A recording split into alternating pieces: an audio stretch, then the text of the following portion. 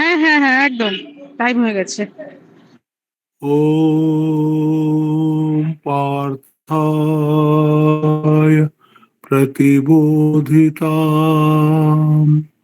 भगवता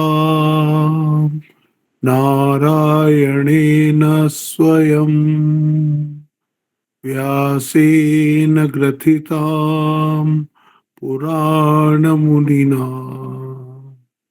मध्ये महाभारतम्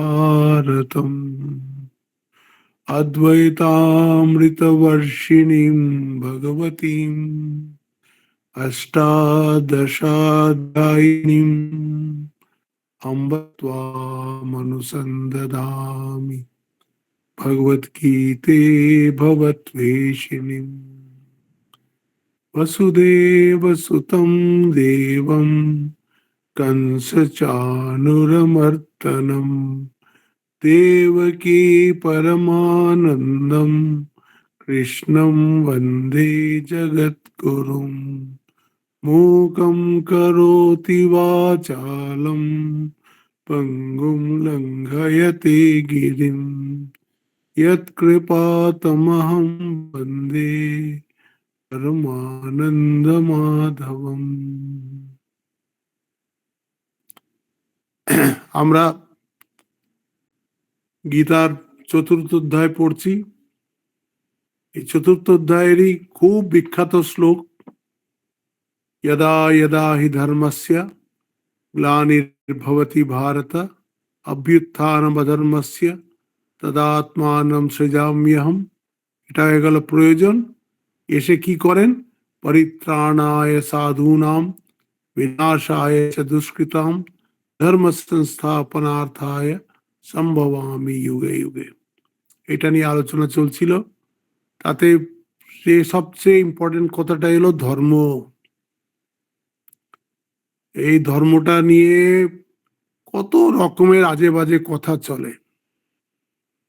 ধর্মটা আমি কালকে শাস্ত্র থেকে কোট করে বললাম যে মনু কি বলেন ধর্ম সম্বন্ধে, মহাভারত কি বলেছে ধর্ম সম্বন্ধে, সত্যম দয়া ক্রোধ এসব সেসব গুণ বললাম। দশকম ধর্ম লক্ষণম অস্তেব, হ্যাঁ অস্তেয়, এইসব যে গুণ বললাম সেই সব গুণ মানুষের মধ্যে যাতে আসে, এটা হচ্ছে কি ইন্ডিভিজুয়াল ধর্ম। ইন্ডিভিজুয়াল ধর্ম। হ্যাঁ, অনেকে কি করে, সে মনে করবে আমি খুব ধার্মিক। হ্যাঁ, তুমি তোমার পার্সোনাল লাইফে তুমি খুব ধার্মিক হতে পারো, কিন্তু তোমাকে তুমি সোসাইটির প্রতি যদি তোমার অনীহা থাকে, সোসাইটির দিকে থেকে তুমি যে মুখ ফুরিয়ে নাও, তাহলে এরকম ধার্মিক হয়ে কি লাভ? তুমি যদি, সেই একটা গল্প আছে তুকারামের। তখন প্রথা ছিল গঙ্গোত্রীর থেকে গঙ্গা জল নিয়ে আর রামেশ্বরে চড়ানোর। কোথায় গঙ্গোত্রীর গঙ্গা, সে যেতেই কত বছর লাগতো। তখন তো এসব রাস্তাঘাট কিছুই ছিল না, জঙ্গল জঙ্গল দিয়ে যেটে হেঁটে ওরা গঙ্গোত্রী পৌঁছাতো। আর সেখান থেকে জল নিয়ে, আর সেই জল সামলে সামলে নিয়ে সেই দক্ষিণে রামেশ্বরে যাবে, রামেশ্বরে গিয়ে শিবের মাথায় চড়াবে। তো তুকারামও যাচ্ছেন সেরকম জল নিয়ে, আরো অনেকে যাচ্ছে। তারপরে যেতে যেতে দেখছে তামিলনাড়ুতে যেখানে ঢুকবে খুব দুর্ভিক্ষ, আর মন্দিরের চূড়া দেখা যাচ্ছে, আর কিছুক্ষণের মধ্যে রামেশ্বর পৌঁছে যাবেন। সেই সময় রাস্তায় দেখছে একটা মোষ, সে জলের অভাবে একদম মরো হয়ে যাবে। ওই যদি এখনই জল না খাওয়ানো হয় তাহলে সে মারা যাবে। তুকারাম আর এগোতে পারলেন না। তুকারাম দাঁড়িয়ে পড়লেন। সবাই বলছে, আরে কি করছিস, দাঁড়িয়েছিস কেন, চল চল, জল দিতে হবে মহাদেবের মাথায়। বলছে, এই যে এই মোষটা যে জলের অভাবে মারা যাচ্ছে, তোমরা ওটা দেখতে পাচ্ছ না? হ্যাঁ, আমি যাব না, তোমরা যাও। সমস্ত জলটা উনি সেই মোষটাকে খাইয়ে দিলেন। এক ফোঁটা জলও তার কাছে থাকলো না, মোষটা সবটা জল খেয়ে নিল। তারপরে সেইখানেই ওই মোষটাই শিব, স্বয়ং রামেশ্বর ওইভাবে পরীক্ষা নিচ্ছেন তুকারামের, ওইখানেই শিব দর্শন দিয়ে তাকে আশীর্বাদ করলেন। এইটা আমরা ভুলে যাই। আমরা ধার্মিক বলতে গিয়ে এই যে সোসাইটির থেকে মুখ মুড়ে নিই, হ্যাঁ, আমরা পাশের বাড়ির লোকটা খেতে পেলো কিনা পেলো দেখি না, অন্যদের কোনো খবর রাখি না, নিজে কিন্তু আমি খুব ধার্মিক। এইটা একটা ভারতের পতনের একটা কারণ হয়েছে। এই যে সোমনাথ মন্দিরকে বারবার গজনি এসে ভেঙে গেছে, হ্যাঁ, ওরা শুধুই বলছে কি না মহাদেব রক্ষা করবে, মহাদেব রক্ষা করবে, আর ও এসে প্রথম গদাটায় মহাদেবের গায়েই মারে, ভেঙে চুরমার করে দেয়, মন্দির লুটপাট করে নিয়ে চলে যায়। এরকম তো সব আমাদের সম্পদ তো সব চলে গেছে। আমাদের দেশ থেকে টনে টনে জাহাজ ভর্তি ভর্তি করে সোনা গয়না এখান থেকে সব বাইরে চলে গেছে। ইংরেজ শাসনেও গেছে, আর ওই মুঘলদের শাসনেও গেছে, সব তারা নিয়ে গেছে আমাদের কাছ থেকে। আমরা বসে আছি যে ভগবান রক্ষা করবেন, এরকম হয় না। এই জন্যে এটা দুটো ডাইমেনশন আছে ধর্মের। যেরকম এদিকে ধর্মের 10টা লক্ষণ বলছে, এটা তো যারা জীবনে থাকাই দরকার, ধার্মিক জীবন না হলে সেটা পশু জীবন হয়। সেই জন্য ধর্ম তো জীবনে থাকাই দরকার, থাকলো, কিন্তু তোমাকে মানে একটা হচ্ছে কি ভার্টিক্যাল, আর একটা হচ্ছে হরিজন্টাল। তোমার ভগবানের প্রতি ভালোবাসা যাচ্ছে ভার্টিক্যাল, কিন্তু হরিজন্টাল তোমার আশেপাশের দিকে তোমার চোখ যাচ্ছে না। এরকমে ভগবান বলছেন আমি তাদের পুজো নিই না, তাদের সেবা আমি নিই না। যখন আমরা পড়ি, ভাগবত পড়ি, সেখানে কপিল দেবভূতির সংবাদে এটাই আছে। হ্যাঁ, এখন আমার হঠাৎ করে সেই শ্লোকগুলো মনে পড়ছে না। হ্যাঁ, ইয়স্য সর্বেষু ভূতেষু, যাক পরে মনে পড়বে। আজকাল মনে পড়াটা ভুল কম হয়ে যাচ্ছে দেখছি, মাথাটা যাচ্ছে আস্তে আস্তে। আগে হট করে মনে এসে যেত। যা হোক, ওরা কথাটা হচ্ছে এই যে দুটো ডাইমেনশন আছে, একটা ভার্টিক্যাল, একটা হরিজন্টাল, দুটোই যাওয়া দরকার। তাই জন্যে আগে বললেন উনি একটা সামান্য ধর্ম, সেটা তো মানুষকে নিজের জীবনে সেই গুণগুলোকে আরোহণ করতেই হয়। আবার একটাকে বলছেন উনি বিশেষ ধর্ম বা কর্তব্য, ধর্মকে কোনো কর্তব্যের সঙ্গে জুড়েছে, যে একজনের কর্তব্য আরেকজনের কর্তব্য হবে না। একটা ছাত্রের যা কর্তব্য হবে তার মা বাবার তা কর্তব্য হবে না, মা বাবার যা কর্তব্য হবে তার মা বাবার সেই কর্তব্য হবে না। তো এইরকম কর্তব্য আলাদা আছে। একটা হচ্ছে ধর্ম, সেখানে বলছে মর্যাদা নিয়ম নাস্তি। কোনো সময় এরকম অবস্থা আসে, সেখানে তোমাকে সেই মর্যাদাগুলোকে দূরে রাখিও ধর্ম পালন করতে হয়। এইসব আগে বলে নিলেন। তার বললেন ধর্মের তোমাকে একটা জিনিস মনে করে রাখতে হবে, বেষ্টি আর সমষ্টি, এই দুটোকেই তোমাকে দেখতে হবে। বেষ্টিও দেখতে হবে, যখনই ভগবান বললেন যে যদা যদা হি ধর্মস্য গ্লানির ভবতি ভারত, ধর্মের গ্লানি মানে কিরকম আসে, বেষ্টিতে জীবনেও আসে, সমষ্টি জীবনেও আসে। হ্যাঁ, যেরকম বেষ্টি জীবনে কিরকম আসে বলছে যে দেখো, তিনটে শক্তি আমাদের কাছে, প্রত্যেকটা মানুষের কাছে আছেই, জ্ঞান শক্তি, ক্রিয়া শক্তি আর ভাব শক্তি। সবার কাছে জ্ঞান শক্তি আছে, সে জ্ঞান শক্তি দিয়ে সে আত্মচিন্তনও করতে পারে, ভগবানের চিন্তাও করতে পারে, আবার বাইরের চিন্তাও করতে পারে, আজে বাজে চিন্তাও করতে পারে। জ্ঞান তোমার কাছে আছে, কিন্তু সেই শক্তিটাকে তুমি কোথায় কাজে লাগাচ্ছ? তো বলছে এই জ্ঞান শক্তিটার পুরোপুরি কাজে লাগবে যদি এই জ্ঞান শক্তিটা আত্মচিন্তনে যায়, হ্যাঁ, শাস্ত্র চিন্তনে যায়, তবে হলো জ্ঞানটা ঠিক ঠিক উপযোগ হলো। আর তা যদি না হয়, জ্ঞানটা যদি বাইরের দিকে চলে যায়, তাহলে রাগ দ্বেষ আসবে, নানান রকমের কামনা আসবে, নানান রকমের লোভ আসবে, তখন ক্রিয়া শক্তিটা আপনার গোলমাল হয়ে গেল। এই জ্ঞান শক্তি যদি আপনার থাকতো আত্মচিন্তন, তাহলে আপনার ক্রিয়া কর্মকের মতো পরোপকার, উদারতা, পরের কষ্ট দেখে ফিল করা, এগুলো হতো, নিষ্কাম কর্ম, এগুলো হতো। কিন্তু যেই আপনার জ্ঞান শক্তি বিগড়ে গেছে, সঙ্গে সঙ্গে আপনার ক্রিয়া শক্তিটাও বিগড়ে যাবে। আপনার যে কর্ম করা উচিত, যে কর্মটা আপনার উত্থান করতে পারতো, সেই কর্মটাই আপনার পতনের কারণ হবে। এই জন্যে এই জ্ঞান শক্তি, ক্রিয়া শক্তি আর ভাব শক্তির আধার হচ্ছে শ্রদ্ধা। ভাব শক্তির আধার হচ্ছে শ্রদ্ধা। শাস্ত্রের উপরে শ্রদ্ধা, মহাপুরুষের বাণীর উপরে শ্রদ্ধা, গুরুর উপরে শ্রদ্ধা, নিজের উপরে শ্রদ্ধা। এই শ্রদ্ধার উপরেই কিন্তু মানুষ দাঁড়ায়। আমাদের ছোটবেলায় মা শেখায়, ওটা তোর মা, ওটা তোর বাবা। তখন আমরা কি করে শিখেছি? আমরা বলেছি নাকি ছোটবেলায় যে ডিএনএ টেস্ট করো তবে বুঝবো? বলিনি তো।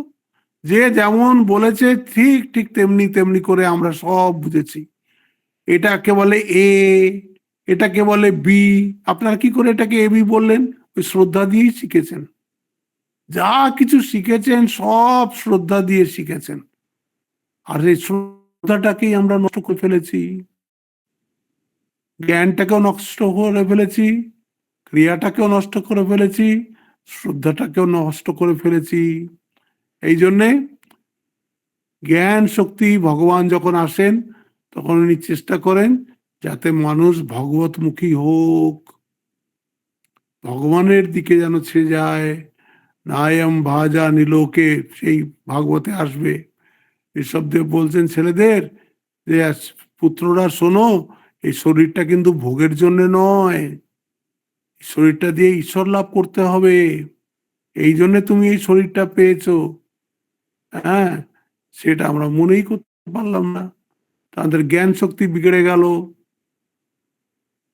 তারপরে ক্রিয়া শক্তি, সেইভাবে ক্রিয়া শক্তিও বিগড়ে গেল। যে কর্মগুলো করার কথা নয় সেই কর্মগুলোই আমরা করছি। পরোপকারের কাজ আমরা প্রায় করি না, কিছুই কাজ করি না পরোপকারের কাজ। হ্যাঁ, কোনো কাউকে সাহায্য করা, কাউকে হেল্প করা, এগুলো সব করতে হয়। এগুলো না করলে, বলছে না স্বামীজি একটা কথা আছে, they alone live for others, rest are more dead than alive. সেই বাঁচে যে অপরের জন্য বাঁচে। হ্যাঁ, আর যা বাকি তো সব মৃতপ্রায়। খা, তোর কত টাকা আছে, তুই কত খাবি খা, কত ভোগ করবি কর, শেষমেশ তো সেই লাস্ট তো পরিণতি তো একটাই। এই জন্য কর্ম ওইভাবে করতে হয়। আর ভাবে হচ্ছে এই যে আমাদের মন্দির, আমাদের তীর্থস্থান, আমাদের পরম্পরা, হ্যাঁ, আমাদের উৎসব, এইগুলো যাতে সজীব থাকে সেই চেষ্টা করা। এইসব সজীব থাকলেই আমাদের সমাজ সজীব থাকবে। হ্যাঁ, এই জন্য এইসবকে সজীব রাখতে হবে। আর বলছে জীবনে দুটো জিনিসকে খুব দিতে হবে, ইম্পর্টেন্স দিতে হবে। স্বামীজি বলেছেন রিনাউন্সিয়েশন অ্যান্ড সার্ভিস আর the twin national ideals of India. ত্যাগ এবং সেবা, renunciation and service are the twin national ideals of India. Intensify her in these two channels. সমস্ত নিজের জীবনের জীবনী শক্তি সব এই দুটো লাইনে লাগিয়ে দাও, ত্যাগ এবং সেবায়। Intensify her in these channels and rest, take care of self. নিজে নিজেই হয়ে যাবে।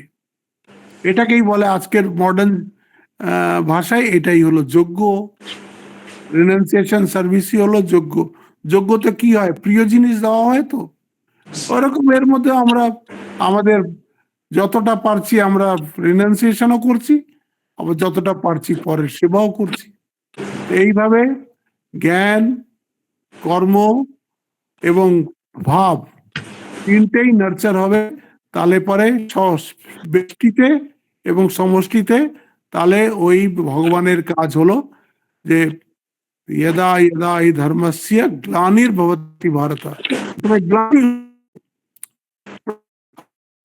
নাম অধর্মস্য, অধর্ম থেকে অভ্যুত্থানের জন্য তদাত্মানম সৃজামি অহম, আমি আমাকে প্রকট করি। ভগবান বলছেন আমি তো নির্গুণ নিরাকার, আমি সগুণ সাকার হই। কেন? আমাকে এই কাজটা করতে হবে। ঠাকুর বলছেন যে গোলক চৌধুরী কোন জমিদার তার জমিদারিতে কোথাও গোলমাল বেঁধেছে, সে গোলক চৌধুরীকে পাঠিয়ে দেওয়া হয়। এই গোলক চৌধুরী হচ্ছে অবতার, সে এসে সব ঠিকঠাক করে দেবে। তারপর কি করেন উনি? পরিত্রাণায় সাধূনাম বিনাশায় চ দুষ্কৃতাম ধর্ম সংস্থাপনার্থায় সম্ভবামি যুগে যুগে। বলছে পরিত্রাণায় সাধু নাম। সাধু কি? সাধু মানে হচ্ছে যেসব মানুষ সজ্জন, যাদের বৃত্তিগুলো সৎ, যারা সাত্ত্বিক মানুষ। সাত্ত্বিক মানুষ একমাত্র ভগবানের উপরেই ভরসা করে থাকে। যারা সত্যিকারের সাত্ত্বিক মানুষ, তারা ভগবানের উপরেই ভরসা করে থাকে। তো ভগবান তখন কি করেন দেখছেন, এর তো আর আমি ছাড়া কেউ নেই, তখন উনি ওদেরকে পরিত্রাণ করেন। কারণ তাদেরকেই বলা হয় সল্ট অফ দি আর্থ। তারাই হচ্ছে এই মনুষ্য, এই যে আমাদের যে সমাজ, তারা হচ্ছে একদম মুকুট, তার মাথায় তারা বসে আছে যারা সজ্জন মানুষ। যে সোসাইটিতে, যে দেশে যত বেশি সজ্জন মানুষ হবে, সেই দেশ তত ভালো, সেই দেশ তত উন্নত। তাই বলছে পরিত্রাণায় সাধু নাম। আমি সাধু, সাধু মানে দেখুন আমাদের যেরকম এই যে বলা আছে যে ব্রহ্মচর্য, গার্হস্থ, বানপ্রস্থ, সন্ন্যাস, এর মধ্যে সাধু নেই তো? সন্ন্যাস আছে, বানপ্রস্থ আছে, গার্হস্থ আছে, ব্রহ্মচর্য আছে। এই জন্য একটা সাধু একটা ব্রহ্মচারী হতে পারে, একটা সাধু একটা গৃহস্থ হতে পারে। সাধু মানে সজ্জন, সৎ বৃত্তি যার আছে, যে সবসময় সর্বে ভবন্তু সুখিনা, সর্বে সন্তু নিরাময়া, সর্বে ভদ্রাণি পশ্যন্তু মা কশ্চিৎ দুঃখ ভাগবত, সবার ভালো চাইছে, সবার ভালোর জন্য সে চেষ্টা করছে, তাকে বলা হচ্ছে সাধু। সে ব্রহ্মচারী হতে পারে, গৃহস্থ হতে পারে, বানপ্রস্থী হতে পারে, সাধু হতে পারে। এর সঙ্গে ড্রেসের কোনো ব্যাপার নেই, এর সঙ্গে জীবনের তুমি কোথায় আছো তার ব্যাপার নেই। এটা পুরোপুরি ব্যাপারটা হচ্ছে বৃত্তির ওপরে। তোমার বৃত্তি যদি সাধু হয়, যেরকম আমরা বলি না সাধু সাধু, তার মানে খুব ভালো খুব ভালো, এরকম সাধু। সাধু মানে হচ্ছে একদম সজ্জন, একদম সাত্ত্বিক গুণ সম্পন্ন। এইরকম যেসব মানুষ হয় তাদেরকে ভগবান পরিত্রাণ করেন। আর যারা বিনাশায় দুষ্কৃতাম, দুষ্কৃতাম মানে কি? দয়ের ওখানে স লাগানো আছে, সটা মানে হচ্ছে বিসর্গ, মানে দুঃখ কৃতাম। তারা অপরকেও দুঃখ দেয়, নিজেও দুঃখ পায়। তারা যে দুঃখ পায় না তা নয়, আপনি দেখবেন যে অন্যায় করে, অপরকে অন্যায় করে কষ্ট দেয়, সে কি আপনি মনে করেন সে দুঃখ পায় না? সে খুব দুঃখ পায়, দেখায় না কিন্তু দুঃখ তো পায়। দুষ্কৃতাম মানে হচ্ছে এই ধরনের মানুষ, যারা দুঃখ নিজেও পায়, অপরকেও দুঃখ দেয়। তখন কি করতে হবে? বিনাশায় চ দুষ্কৃতাম, তাদের দাবি। সে একটা গল্প আসবে প্রহ্লাদের জীবনে। প্রহ্লাদকে কিছুতেই হিরণ্যকশ্যপু মারতে পারছে না, কিছুতেই মারতে পারছেন না। নানান রকম করে শুক্রাচার্যকে বলেছে। শুক্রাচার্য দুটো ছেলে ছিল, কি ষণ্ড আর অম্বরক, দুটো কি নাম, দুটো ছেলে ছিল। তাদেরকে বলেছে এই প্রহ্লাদটাকে মেরে দে তো। ওরা কি করেছে, হোম করে একটা কৃত্যা বলে একটা রাক্ষসী উৎপন্ন করেছে হোমের থেকে। এই কৃত্যা রাক্ষসী একদম প্রহ্লাদের দিকে ধেয়ে গেছে, কিন্তু সে তো শুধু ভগবানের কে ভরসা করে সে চুপচাপ একটার পর একটা ওর বাধা টপকাচ্ছে আর চুপচাপ দাঁড়িয়ে আছে। তো কৃত্যা গিয়ে ওকে কিছুই করতে পারেনি। ভগবান যাকে যাকে রক্ষা করছেন তাকে আর কৃত্যা কি করবে?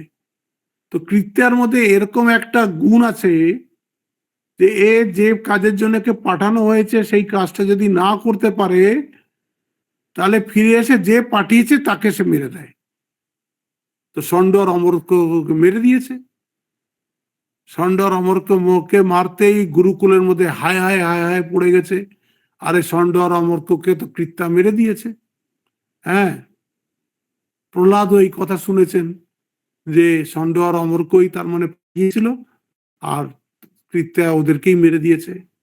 তখন তাদের সামনে গিয়ে হাত জোড় করে ভগবানকে বলছেন, ভগবান, আমি যদি তোমার সামান্য ভক্তি করে থাকি, আমার মনের মধ্যে যদি এদের প্রতি সামান্য দ্বেষও না থাকে, তাহলে এরা যেন জীবিত হয়ে যান। হ্যাঁ, ব্যাস, ওরা দুজনে ষণ্ডর অমরক দুজনে জীবিত হয়ে গেল। এরকম করে বহু কথা আসবে এর মধ্যে। হুম, দ্রৌপদীর যখন বস্ত্র হরণ হচ্ছে, হ্যাঁ, সেই দুঃশাসন হচ্ছে মহাবলশালী। হ্যাঁ, বলছে প্রচন্ড তার বাহুতে শক্তি, সে নির্বস্ত্র করার জন্য দ্রৌপদীর কাপড় ধরে টানছে। তিনি তো দু হাত তুলে দিয়ে ভগবানকে ডাকছেন, দ্রৌপদী তো ভগবানকে ডাকছে। সেখানে হয়ে গেল ভগবানের বস্ত্র অবতার। সে কাপড় টানতে টানতে টানতে টানতে স্তূপ লেগে গেল কাপড়ের। এত শক্তিশালী ওই দুঃশাসন, সেও টায়ার্ড হয়ে হার পারল না। এইরকম এই হচ্ছে পরিত্রাণায় সাধুনাম বিনাশায় চ দুষ্কৃতাম। এরকম করে তারপরে বলছে এইটা তো হলো ইন্ডিভিজুয়াল। তারপরের কথাটা খুব ভালো, ধর্ম সংস্থাপনার্থায়, ধর্ম সংস্থাপনার্থায় সম্ভবামি যুগে যুগে। যেরকম ওখানে ছিল ইয়দা ইয়দা, মানে যখন যখন ধর্মের গ্লানি উপস্থিত হবে তখন তখন আমি আসব। এখানেও বলছেন যখনই ধর্ম সংস্থাপনের দরকার হবে তখনই আমি, যুগে যুগে, একবার বলেননি, দুবার বলেছেন। যখনই দরকার হবে, যখনই ধর্ম সংস্থাপনের দরকার হবে মানে কি, এই যে আগে বললেন উনি ইন্ডিভিজুয়াল, এই প্রহ্লাদের গল্প কি দ্রৌপদীর গল্প, পরিত্রাণায় সাধুনাম বিনাশায় চ দুষ্কৃতাম হলো, কিন্তু ইন টোটাল সমস্ত মানুষের মধ্যে ধর্মভাব কি করে আসে সেটা দেখা ভগবানের একটা বড় কাজ। এটা ভগবানের ডিউটির মধ্যে পড়ে। ভগবানেরই তো সংসার, তিনিই তো এত রূপে হয়েছেন। তাই জন্য উনি বলছেন আমি এসে এই ধর্মভাব যাতে মানুষের মধ্যে আসে, এই সমস্ত সমাজটা যেন ধার্মিক হয়, সেই ধর্ম সংস্থাপনার্থায় সম্ভব আমি আমাকে প্রকাশ করি। আছি তো আমি সব সময়, অরূপ রূপে আমি সব সময় আছি, নির্গুণ নিরাকার রূপে আমি সব সময় আছি, কিন্তু কখনো কখনো আমাকে সগুণ স্বরূপ নিতে হয়। কি জন্যে? পরিত্রাণায় সাধুনাম বিনাশায় চ দুষ্কৃতাম ধর্ম সংস্থাপনার্থায় সম্ভবামি যুগে যুগে। এই গীতার যখন ভাষ্য লিখছেন, ইন্ট্রোডাকশনে শঙ্কর লিখছেন যে দেখো মানুষের জীবনের উদ্দেশ্য কি, তো উনি লিখেছেন দুটো শব্দ, অভ্যুদয় আর নিঃশ্রেয়স। মানে একটা মানুষ একটা জীবনে যতটা উন্নতি করতে চায় সেই করা, এবং যদি এই সংসার ছেড়ে দিয়ে সে মোক্ষ মার্গে যেতে চায় সেটাকে বলা হয় নিঃশ্রেয়স। যাতে জগতের স্থিতির জন্যে এই অভ্যুদয় আর নিঃশ্রেয়সটাকে যেন উইক না পড়ে, দুর্বল না হয়ে যায়। এই জন্যে ধর্মকে সাথে নিয়ে, শাস্ত্রকে সাথে নিয়ে যেন মানুষ এই অভ্যুদয় আর নিঃশ্রেয়সের চেষ্টা করে। এটা হচ্ছে যখন যখন এটা হবে না তখন তখন ধর্মের গ্লানি হবে, তখন তখন মানুষ অধার্মিক হয়ে যাবে, তখন তখন এই যে আজকেই আমি শুনলাম, মানে ভাবতে পারেন আপনি, এই যে কর্ণাটকে এখন কি হয়েছিল, কংগ্রেসের সরকার ওখানে, আমি তো ভাবতেই পারছি না এই জিনিসটা। কর্ণাটকে ডি.কে শিবকুমার একজন ওদের আছেন ডেপুটি চিফ মিনিস্টার, সেও প্রধান মুখ্যমন্ত্রী হতে চায়। আর যে আছেন এখন, নামটা কি, সে তো মুখ্যমন্ত্রী আছে, সিদ্ধারামাইয়া। এখন দুজনেই যখন দাবেদার, তখন এরা কি বলল যে ঠিক আছে, প্রথম 2.5 বছর সিদ্ধারামাইয়া থাকুক, দ্বিতীয় 2.5 বছর ডি.কে শিবকুমার আসবে। ডি.কে শিবকুমারও মেনে নিল। এখন সিদ্ধারামাইয়ার 2.5 বছর হয়ে গেছে, সেও ছাড়তে চায় না। আর এই যে এটা চলে, কংগ্রেস তো চলে এই একটা ফ্যামিলির ওপরে, সে ফ্যামিলিও ওকে ছাড়তে চায় না, কারণ ও ট্রাঙ্ক নোট প্রত্যেক সপ্তাহে পাঠায় কর্ণাটক থেকে তার বাড়িতে, তো ওটাও সে ছাড়তে চায় না। তো ওরা এখন এটাই আনাকানি করছে যে না, ডি.কে শিবকুমারকে দেওয়া হবে না, যেরকম চলছে সেরকমই চলুক। এই দেখে এখন এমএলএ গুলোর পাওয়ার খুব বেড়ে গেছে। এখন এই দলটা দুভাগ হয়ে গেছে, কেউ ডি.কে শিবকুমারের দিকে আসতে চাইছে, কেউ সিদ্ধারামাইয়ার দিকে যেতে চাইছে। আপনি বিশ্বাস করতে পারেন, এক একজন এমএলএ কে তারা 100 কোটি টাকা, বড় একটা বাংলো, দামি একটা গাড়ি, এই প্যাকেজ দেওয়ার প্রলোভন দিয়েছে। কত টাকা থাকতে পারে? পার এমএলএ পাবে 100 কোটি টাকা ওর দলে আসার জন্য। মানে দুই দলেই আছে এত টাকা, এদিকেও টাকা আছে ওদিকেও টাকা আছে। 100 কোটি করে টাকা দেবে, একটা বড় বাংলো দেবে, আর একটা দামি গাড়ি দেবে। এখন এই চলছে। এর যদি বেশি হয়ে যায়, এ ক্লেম করবে আমি আমি মুখ্যমন্ত্রী হব। ওর যদি বেশি হয়ে যায়, ও ক্লেম করবে না আমি থাকবো। চলছে, এই এখনই চলছে কর্ণাটকের মধ্যে। ভাবুন আপনি, কত টাকা থাকতে পারে? 100 কোটি, ভাবতে পারেন 100 কোটি কত টাকা হয়? এক একটা এমএলএ পাবে সেই টাকা। এইভাবে ধর্মের গ্লানি আসে, এইভাবে মানুষ সমাজ আস্তে আস্তে আস্তে আস্তে একদম নিচের দিকে চলে যায়। কি লোভ, কি লোভ! তাহলে ভাবুন, তাই জন্য এখানে বলছেন যে পরিত্রাণায় সাধূনাম বিনাশায় চ দুষ্কৃতাম ধর্ম সংস্থাপনার্থায় সম্ভবামি যুগে যুগে। এই ধর্ম, যাতে মানুষ ধার্মিক হয়, হ্যাঁ, তাহলে এই জন্য আমাকে আসতে হয়। এই যে আমরা আমরা যারা ঠাকুরের ভক্ত বলি, তো ঠাকুরের ভক্ত তো আমরা যখনই ঠাকুরকে মনে করব তখনই কি আমরা মনে করি? ত্যাগ ঈশ্বর, হে দেহ পদে অনুরাগ। আমরা বলি সে ত্যাগীদের রাজা। আমরা যখন ঠাকুরকে ত্যাগীদের রাজা বলে সম্বোধন করছি, তাহলে তার একটু অংশ তো আমাদের মধ্যেও থাকা দরকার। এইরকম ভাবে ধর্ম সংস্থাপন হয়। যারা ঠাকুরের কে ভালোবেসেছেন, ঠাকুরকে যারা চান, ঠাকুরের ভাবে ভাবিত, তারা চাইবে যে ঠাকুরের মতন তো আমরা অত করতে পারবো না, কিন্তু তার যেন ওই চরিত্রের ছিটে ফোটাও আমার মধ্যে আসে। আর সেই ছিটে ফোটা এলেও আমরা যা সাধারণ মানুষ আছি, আমরা এখান থেকেই অসাধারণ হয়ে যাব। হ্যাঁ, তো এই হচ্ছে দুটো শ্লোক হয়ে গেল। এখন আসছে এই 9th শ্লোক, এটা খুব ইম্পর্টেন্ট। বলছে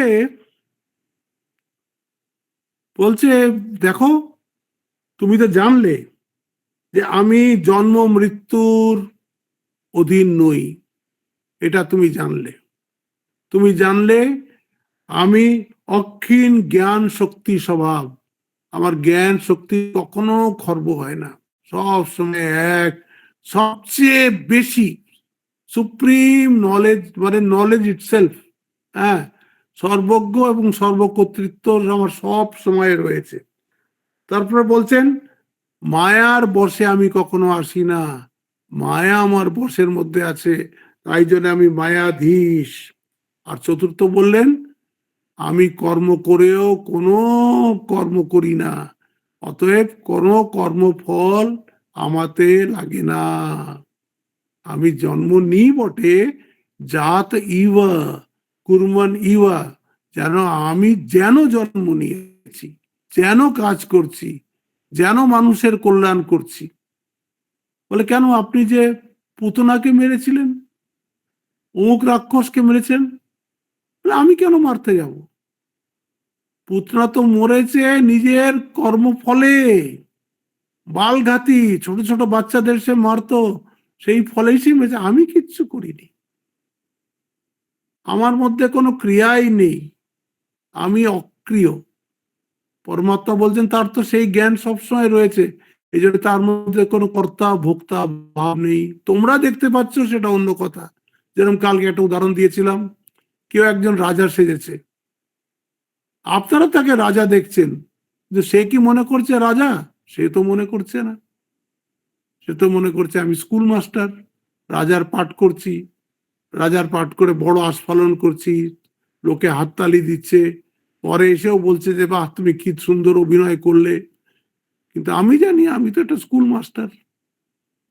এরকম ভগবানেরও, ভগবান যেন জন্ম নিয়েছেন, ভগবান যেন কর্ম করছেন, ভগবান যেন উপকার করছেন, আসলে ভগবানের মধ্যে কোনো কর্ম নেই, কোনো কর্ম নেই। ভগবান সাক্ষী স্বরূপ সব সময় দাঁড়িয়ে আছেন। এইবার বলছেন তাহলে দেখো, তোমাকে আমি বলে দিচ্ছি, হ্যাঁ, জন্ম কর্ম চ মে দিব্যম यो एवं वेत्ति तत्वतः त्यक्त्वा देहम पुनर्जन्म नैति मामेति सोऽर्जुना। যে দেখো আমার যে জন্ম, আমার যে কর্ম, এগুলো সব দিব্য। দিব্য মানে তুমি যেরকম দেখছো ওই রকম নয়, তুমি যেরকম বুঝতে পারছো ওই রকম নয়, হ্যাঁ, এটা নাটক করছি, হ্যাঁ, যেটা আসল সেটা তুমি দেখতে পাচ্ছ না।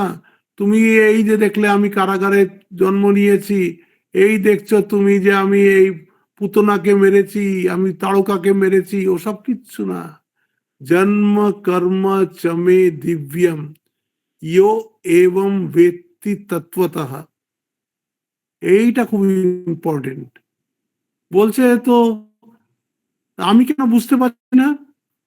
বলছে তুমি তো দেহবান, তুমি তো দেহে অভিমান করে বসে আছো, তুমি নিজেকে দেহ মনে করছো বলে তুমি মনে করছো আমারও একটা দেহ আছে।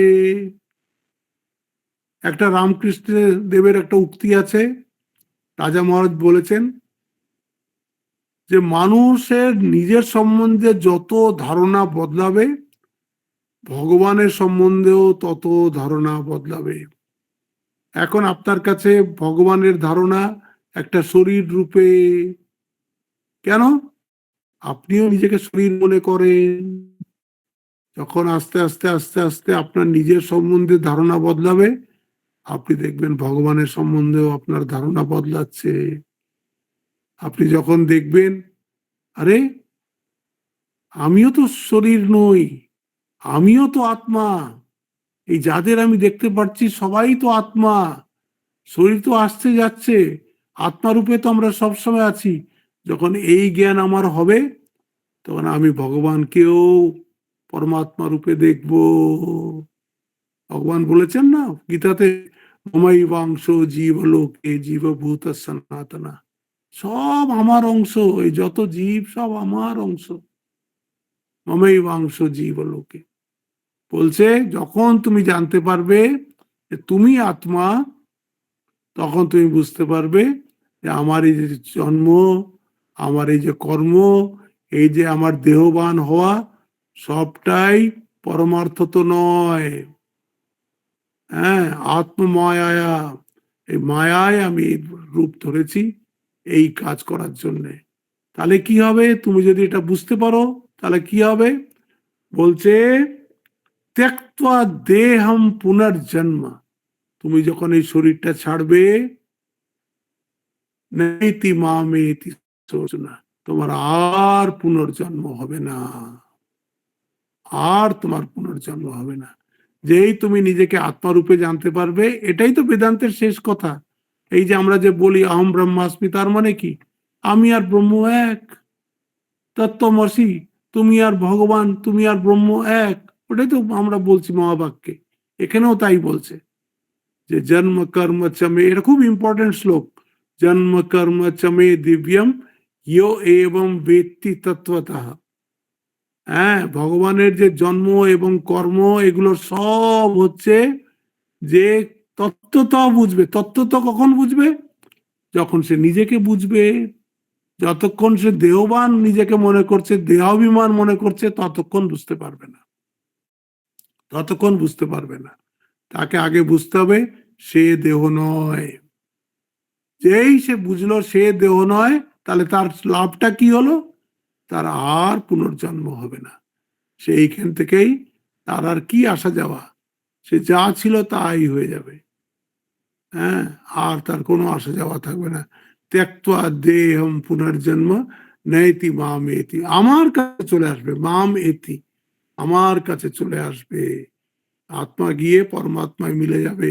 ঠাকুর বলছেন না, নিজের এই সন্ন্যাসী সন্তানদের দিকে দিকে বলছে যে আমি এদেরকে কি বলি? খুব ইম্পর্টেন্ট কথা, কথামৃতে আছে। এরা বুঝে নিক এরা কে, এরা বুঝে নিক আমি কে, আর এদের সাথে আমার সম্পর্কটা কি, সম্বন্ধটা কি।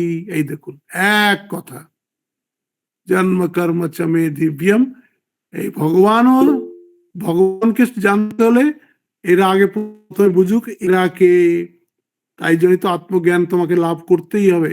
যেই তুমি আত্মজ্ঞান লাভ করবে, তখন বুঝবে ঠাকুর হচ্ছেন পরমাত্মা। আর আমার আর তোমার সম্বন্ধ কি? আমি তোমারই অংশ, আমি তোমার থেকে আলাদা কখনোই ছিলাম না। মমৈবাংশ জীবলোকে জীবভূত সনাতনা, কখনো ছিলাম না।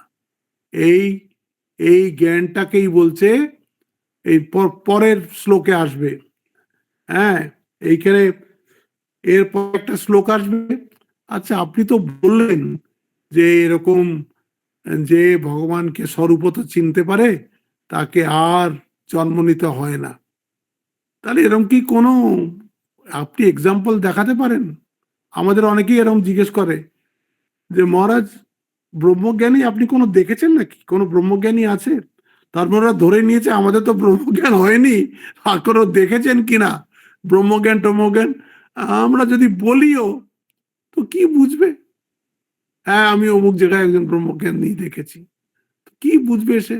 কি বুঝবে? আমি একজন সাধুর কাছে নিয়ে গেছিলাম আমাদের কয়েকজন ভক্তকে বৃন্দাবনে, তাকে ওরা পরমহংস বাবা বলে। অদ্ভুত সেই মানুষটা, কোনো গেরুয়া টেরুয়া পরে না, সাদাই কাপড় পরে, কিন্তু 15-16 ঘন্টা ধ্যানের মধ্যে ডুবে থাকে। কল্পনা করতে পারবেন না। আপনারা কেউ যদি বৃন্দাবন যান, আপনি আমার কাছে থেকে তার ঠিকানা নিয়ে যাবেন আর তার দর্শন করতে পারবেন। তো আমি তো পরমহংস বাবাকে দেখেইছি, 16-17 ঘন্টা তার কাছে চুপচাপ বসে থাকা। কোন লোকে থাকে আমরা কিচ্ছু জানি না। সে আমরা দেখা করতে গেছিলাম, তো একদম ওর যে সেবক বলল যে এই আমার ফোন নাম্বার, আমার আপনি আপনার আমার ফোন নম্বরটা নিয়ে নিল। আপনারা কাছাকাছি কোথাও থাকুন, উনি যখন দরজা খুলে দেবেন তখন আমি ফোন করব। আমরা সকাল 7টায় গেছি ওর কাছে, 12টার সময় উনি বললেন পরমহংস বাবা দরজা খুলে দিয়েছেন। তার মানে এখন উনি উঠলেন। তখন গিয়ে আমরা তার সাথে দর্শন করলাম। আমার সাথে যারা গেছিল তারা বললো আমরা তো কোনো কিছু বুঝতে পারলাম না যে উনি পরমহংস কি কি, আমরা তো কিছুই বুঝতে পারলাম না। আলাম কি করে বুঝবো আমরা? আমাদের সেই দৃষ্টি কোথায়? হ্যাঁ, যথা দৃষ্টি তথা সৃষ্টি। যেমন আমাদের দৃষ্টি হবে তেমন আমরা সৃষ্টি দেখব। তো এইখানে জিজ্ঞেস করছে, এরকম আছে নাকি কেউ যে যার এইরকম ভাবে ভগবানের স্বরূপ জেনে সে ভগবানের কাছে চলে গেছে, ভগবানে মিলে গেছে? সেটা কি ভগবান বলবেন? এই যে বীতরাগ ভয়ক্রোধা মন্ময়া মামুপাশ্রিতা ভাব জ্ঞান তপসা পুতা মদ ভাবমাগতা। এইটা আমরা করব, 10 নম্বর শ্লোকটা করব সামনের সোমবার। নেক্সট সোমবারে আমরা, নেক্সট মঙ্গলবারে 30 তারিখ কি রবিবার শম্পা? হ্যাঁ মহারাজ, 30 তারিখটা রবিবার না? আমি দেখে বলে দিচ্ছি। হ্যাঁ, 30 তারিখ রবিবার। 1 আর 2 হবে আমাদের ক্লাস। আচ্ছা, তো হ্যাঁ হ্যাঁ হ্যাঁ, তো 1 আর মহারাজ 2। 30 তারিখে রবিবার, হ্যাঁ হ্যাঁ 30 তারিখে রবিবার করেছে। হ্যাঁ, তো হ্যাঁ, সেটাই তো বল। 1 তারিখে আছে একাদশী। তো আচ্ছা, যা হোক, আজকাল একাদশী তো আমাদের তাড়াতাড়ি শেষ হয়ে যাচ্ছে, তো আমরা 1 তারিখেও করবো, 2 তারিখেও করবো, ক্লাস করবো। হ্যাঁ হ্যাঁ, খুব ভালো হয় তাহলে। ঠিক আছে না? কারণ আমাদের তো আজকাল প্রায় 7টা, 7:15টার মধ্যে সবাই প্রসাদ টসাদ দিয়ে চলে যায়, ক্লাস করতে অসুবিধা নেই। তো সামনের সোমবার আমরা এই 10 নম্বর শ্লোক থেকে আবার করব। আজকে এই অবধি। ওম শান্তি শান্তি শান্তি। হরি ওম তৎসৎ। শ্রীরাম কৃষ্ণার্পণমস্তু।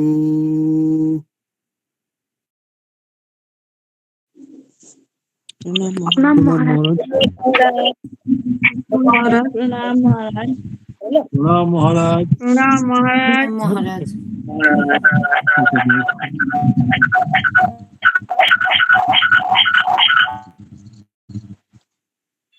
प्रणाम महाराज। प्रणाम महाराज।